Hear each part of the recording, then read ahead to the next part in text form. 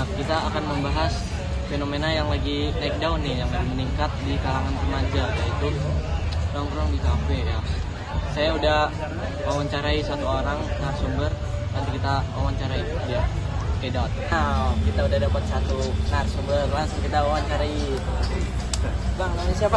Namanya Ananda. Bang, kita lagi di kafe mana ya?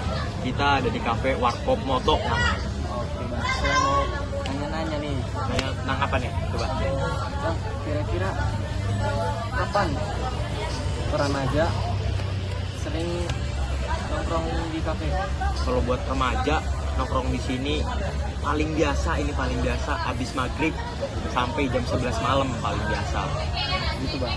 Paling biasa gitu. Apa aja yang membuat remaja tuh lebih memilih nongkrong di kafe kayak gini?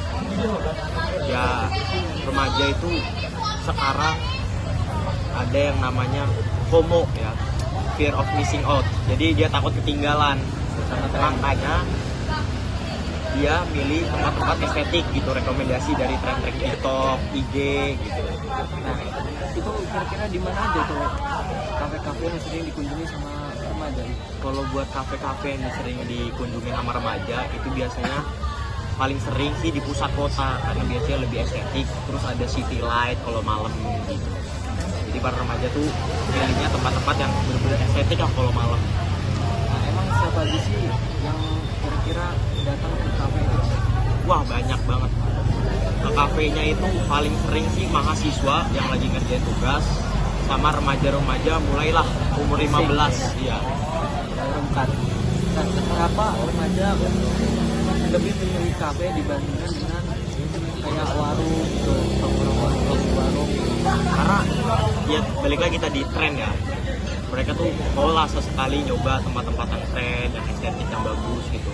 Kalau buat rumah atau warung buat nongkrong biasanya mereka tuh buat sehari-hari aja gitu, buat yang versi low budgetnya gitu. Lagi tanggal tua. Iya, lagi tanggal tua biasanya. Bagaimana sih abang melihat dampak dari remaja terhadap nongkrong di kafe ini? Buat dampaknya sih ada positif negatif ya pasti. Kalau buat positifnya sih pasti kan memajukan UMKM, karena kan remaja itu biasanya datangnya banyakan, jadi biasanya mereka sekali pesen tuh banyak. Kalau buat negatifnya sih karena misalnya terlalu sering kena konten-konten yang viral, tren-tren gitu, mereka jadinya lebih boros, jadi lebih hidup konsumtif daripada itunya. Nah, udah. Segitu aja ya wawancarai dari narasumber kita. Segitu dulu. Ya, Makasih ya Bang udah sempat luangin waktunya kita. Oke pemirsa, kembali lagi. Nah, kita dapat kesimpulan dari wawancarai narasumber tadi. Jadi, tren nongkrong di kafe ini disebabkan oleh konten media sosial yang bikin remaja jadi pengen ikut-ikutan atau FOMO.